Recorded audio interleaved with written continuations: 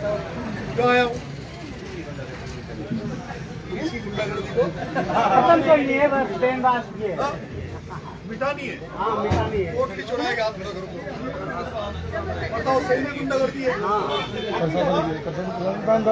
गुंडागर्दी है पुलिस की? क्या गुंडागर्दी? रात में उठा के ले गया, शाम को 4 बजे उठा के ले गया। ये कोटली चुराए के मेरे को किसी ने बताया क्या कोई घर जो बन रहे हैं ना, वो दुकानें जो घर बन रहे हैं उनको भी पुलिस वाले आके रोकते हैं।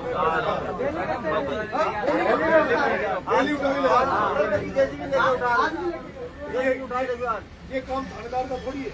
कोई तहसीलदार आए, पटवारी आए, वो बताए जमीन थानेदार की बाप की कि तहसील की है?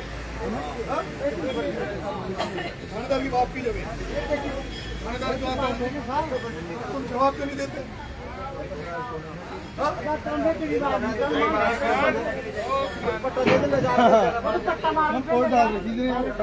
चाहते हो इलाज हो?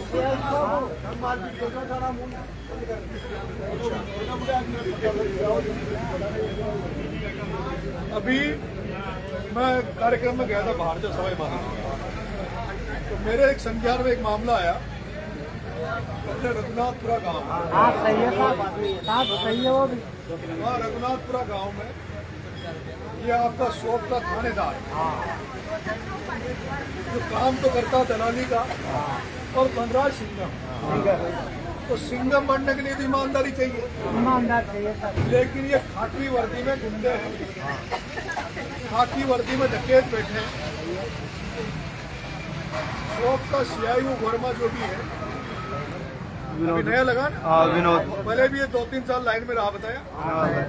बड़ी मुश्किल, फिर इस चोर को वापस यहाँ भेज दिया लोगों को लूटने के लिए, और उसके सिपाही 2 जीपे भर के रघुनाथपुरा गए और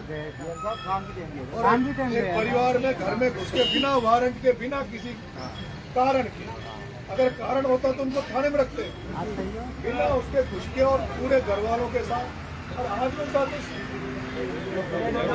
लेडीजों के साथ मारपीट करी।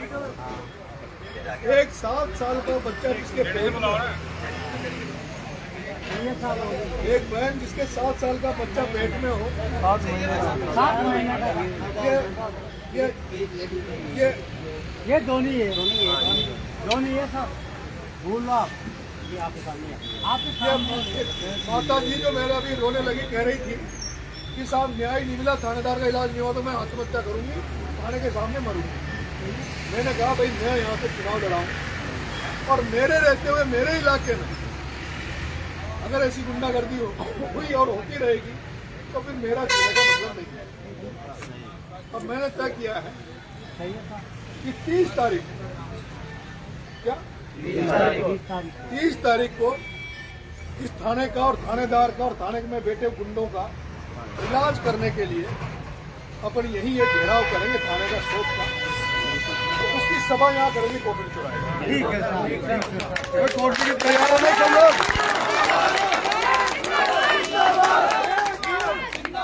इनकलाब कोटली चौराहे पे उसकी सभा करेंगे।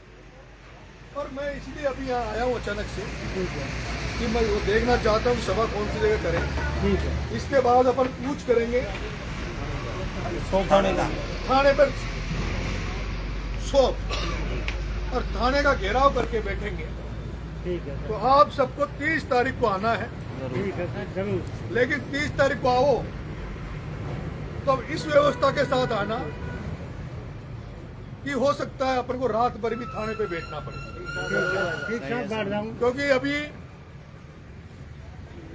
एक राजस्थान में एक नए लड़ाके अपने बड़े भाई हनुमान बेनीवाल ने भी एक नया आंदोलन का पैटर्न निकाला है और वो रात को आंदोलन करते हैं ताकि ये जो हीटर चला चला के अधिकारी कर्मचारी जो मजे करते हैं ना रात को, इनकी भी नींद हराम हो। क्योंकि वैसे भी अपन लोग तो रात को जगह रहते हैं, कोई खेत की रुखारी कर रहा है, कोई जानवरों की रुखारी कर रहा है, तो एक रात इन सारे अधिकारी कर्मचारियों को इनका भी जागरण करवाएंगे रात।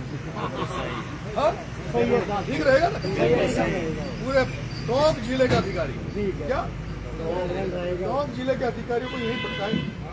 तो 30 तारीख की तैयारी, कल से गांव-गांव जाओ, ठीक है। पीले चावल बांटो।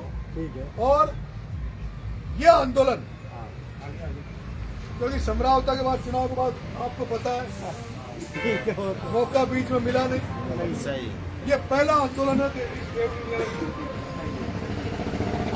तो जो डर और जो भाई नरेश मीणा के नाम का है, समझौता के बाद ऐसा आंदोलन करेंगे कि अगले 2.5 साल तक कोई भी अधिकारी कर्मचारी गलती करने से पहले 10 बार सोचे कि ये नरेश मीणा की विधानसभा है, नरेश मीणा यहाँ का नेता है। तो दम लगा दोगे? दम रोशन परा का कितना है?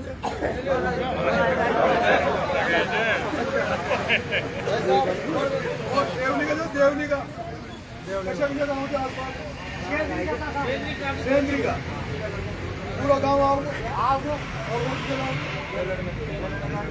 अब मेरी बात सुनो, केवल देवली यूनियन नहीं, अपन लोग, क्योंकि इस चौराहे से केसराय पाटन भी नजदीक लगती है, इधर इंडोली भी नजदीक लगती है, खंडार भी नजदीक लगती है, सवाई माधोपुरी भी नजदीक लगती है।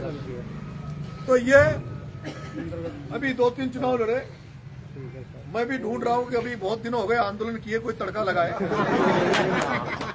तो ये भगत सिंह सेना का पहला बड़ा आंदोलन होगा। सही है। क्या? भगत सिंह। तो इसमें सारे भगत सिंह सेना के जितने भी हमारे सेनापति हैं, सैनिक हैं, उन सबको इसमें बुलाएंगे। ठीक है। है ना? और मैं इसमें अभी कल मेरा कार्यक्रम है, एक 12 की तरफ दे रखा मैंने, उसमें जाके आऊंगा, एक दिन में तीसरा जाऊंगा। उसके बाद कल से यहीं रहूंगा, यहीं प्रचार करूंगा, प्रत्येक गाँव में पीले चावल बांटूंगा। और मैं चाह रहा हूँ कि इस आंदोलन के माध्यम से अपन एक ऐसी ताकत दिखाएं, क्योंकि अभी यहाँ ERCP का काम चलने वाला है। ध्यान है सबको, ERCP का काम चलने वाला है। मेरे को जो बताया कि उसमें भी मुआवजा जो दे रहे हैं वो पर्याप्त नहीं दे रहे। तो ये समय अगर बड़ी लड़ाई लड़ेंगे तो वो जो जमीनें उसमें आएगी ERCP में, उनको भी किसानों को भी फायदा हो जाए। और भी जो बीमारियां हैं छोटी छोटी, उन सारी बीमारियों को जब बता देना वहाँ अधिकारी आएंगे कि साहब हमारी ये बीमारी है, तो उनके सामने वो रखेंगे। ठीक है, इधर करोगे इमरान।